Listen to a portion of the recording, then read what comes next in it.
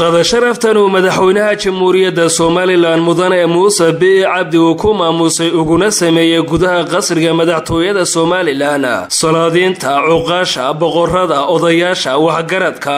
haldoorka siyaasiyiinta iyo mas'uuliyiinta xilalka kala duwan ka iyo xukuumadda iyo xisbiga talada dalka ay kulmiyeen iyo waliba qaar kamid ah mayrada dalka kana soo jeeda beesha degta gobolada Maroodijeex Daadmareer Togdheer Saaxil iyo Sanaag ayaa ujeedadiisa ugu weyn ay ahayd mahadnaq ku saabsan doorka shariifka ee beesha degta goboladaasi ay ku leeyihiin hawlaha kala gedisan ee qaranka waxaana halkaasi ka hadlay salaadiin cuqaal ugaasyo iyo waxgarad ay kamid ahaayeen Suldaan Maxamed Suldaan Cabdiqaadir Suldaan Maxamed Suldaan Xilsi Qani iyo waliba cuqaal iyo ugaasyo kale madaxweyne Muuse waxa tahay horta madaxweyne ummadan wax lagaaga cabanayo iyo waxaas ma jiraan laakiin maanta madashan waa madal qurux badan yani inay abtiyaashaa ku jeceliin ayaad ka garataa maanta oo marti qaadayna siday u soo buuxiyeen dawaad aragtaa abtiyaashaa horta marnaba kuma neebca warka haddii lagu yidhi taasi waa beeninayna madaxweyne aad iyo aad baad u mahadsan tahay haddii aan nahay beesha martiqaadkan aad baan kaaga mahad celinaynaa xilka qaranku madaxweynahana shakhsi wuxuu saaran yahay fardi baynu u saaray dhammaanteedna dadka uu wada saaran yahay xilka qaranku madaxweynahana dee inuu hoggaan inoogu noqdaa unbuu u magacaaban yahay qof kasta oo bini aadam oo dalka jooga xilka qaranku gaarkiisuu saaran yahay waxaana waajiba inta uu qaban karo inuu qabto madaxweynuhuna aad buu mahadsan yahay inuu soo dhaweeyo ma garanaysaa abtiyaashii aad iyo aad baan kuugu mahadnaqaynaa soo dhaweynta adig iyo xukuumaddaada waxaan kaaga mahadnaqaynaa madaxweyne harima sharafta qiimaha leh ee aada noo samaysay ee aada ku qiimaysay maaragtay beeshan ilaahayna waxaan kaaga baryaynaa in intaad xilka haysay kugu guuleeyo horumar iyo waxqabad iyo sharafna kugu gaarsiiyo dhammaan qaranka Soomaaliland baan la mid nahay ee qaranka Soomaaliland cadaalad buu u baahan yahay cadaaladaas aanu ka qayb noqono mooyaane abtinimo saayid wax noogu siina kuma leeyahay hadii Ilaahay nafteena daayo waxaan xasuustaa maalinteenu balgobadla joognay guushiya Soomaaliland soo isay doorashadii ugu dabada ururka sanad shir gudoonka ahayd ee Tuuriyo Cabdiraxmaan Axmed Cali Allah u naxariisayeen xaashi tartamayeen SNM iyo guushii maalintii soo isay guushiyo kalubay Soomaaliland ka habsa marka waxaan leeyahay madaxweyne beeshan u dhaqan uma laha ilma ay dhaleen inay xumeeyaan waxa jira oo hore loo sheegay war xumaa jira baa war xumaa sidii marka wanaag la wada uu ka horeeyay baa la yiri dadka dabad waxbuu sii sheegaa war xumaa sidii aadnagu aynu wada maqlayna beelaa ka hadlaayay maanta miyanay soo odin horta way soo soo maqlimaysid taa maanta soo day horto mid la dhageysanayo dambe de ma beeshu way dhantay way ku dhantay waad aragtaa madax sulaadiin guud sulaadiin dambe cuqaal ganacsato waxgarad culimo beeshii ganacsi war soo maanta ma dhama war xumadsoo warkiisii horta taasaa soo oday cadaaladda lagu sheegayaa madaxweyne reeraha waxusin ma aha reerkani reeruhu ka badan yahay waa wuxuu kordhi inta waxa raaca madaxweyne martiqaadkan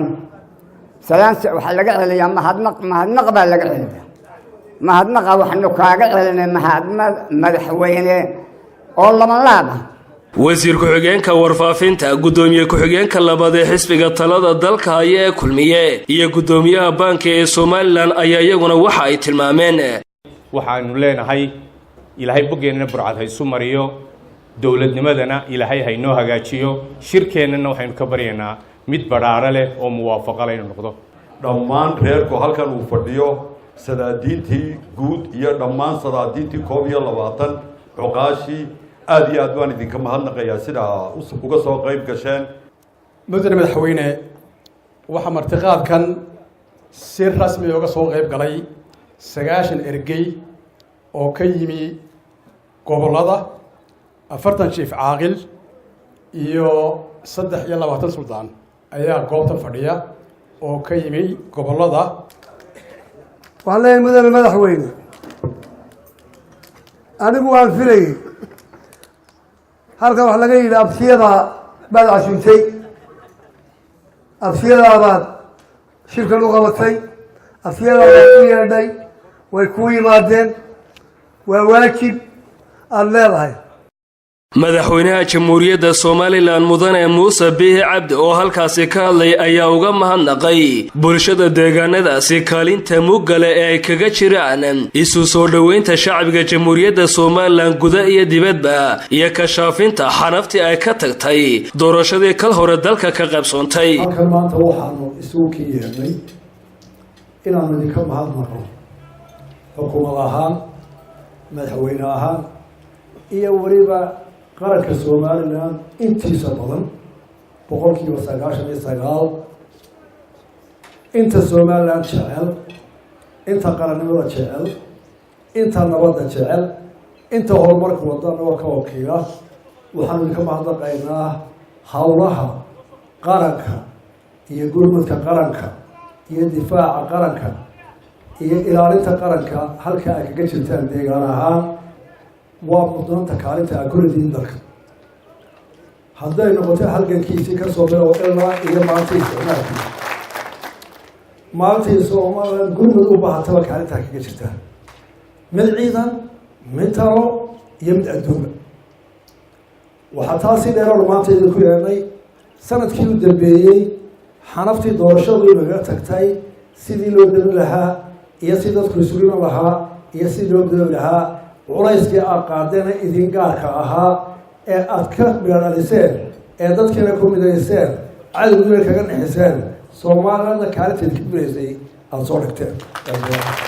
madaxweynaha Soomaaliland oo sii watay hadalkiisa ayaa waxa uu tilmaamay in wixii qaldan ay habboon tahay in talo lagu saxo si wada jiraan ah looga wada shaqeeyo la iskana kaashado isla markaana uu soo dhaweynayo sanad dhow inta Soomaaliland necab iyo cadowga Soomaaliland wax ayaan geyin iyo wax ayaan ahayn iyo waxaan suurtoobeynin ayaa aad loo faafiyay ereyga la yiraahdo waxbay tabanayaan beeshan waxba tamata ee way talisaa beeshan ma cabata way dul qaadataa beeshan ma cabata markay soo jiida sidaas kaalintaas ay Soomaaliland ku lahayd waxaad arkaysaa nin weyn oo cirro badan oo TV-ga fadhiya oo magaca been sheeganaya oo eraya aanay geynba ku hadlaaya hadday wax doonayso inay bedesho ama ay wax doonayso inay saxdo talay ku saxdaa awoodeeda iyo miisaankeedana way leedahay Soomaaliland way ka dhagaysataa tolkeeda oo ku ixtiraama dalka sidii aa u haydeen ee ilaahay wax ka dhigay bawti dalka Soomaaliland markuu u baahdo difaac xoogiisa baati markuu talo u baahdo tala qabankiisa baati dadkuna sidaas u joogahay ana saasaan joogahay wixii qaldan way talad ku sixi oo talada ay ku wada sixi doonaa nin kasta oo kamid ah deegaankan oo tabanaya ama u qaatay in laga laga lalanayo oo tarahayo wanaag iyo soo dhaweyn oo madaxtooyadiisii nin walba ku martiqaadayahay nin walba waa ka ogolahay nin walba arkiisa way taalaa inta carruurta iyagoo ka dhixinaya eraya qalqalafsan oo afka reer kan baahay oo kaga hadlay TV-ga sidoo kale kala yimaada albaabada way furayeen. Axmed Saki Daahir Xasan warbaahinta qaranka Soomaaliland qasriga madaxtooyada Soomaaliland ee Hargeysa.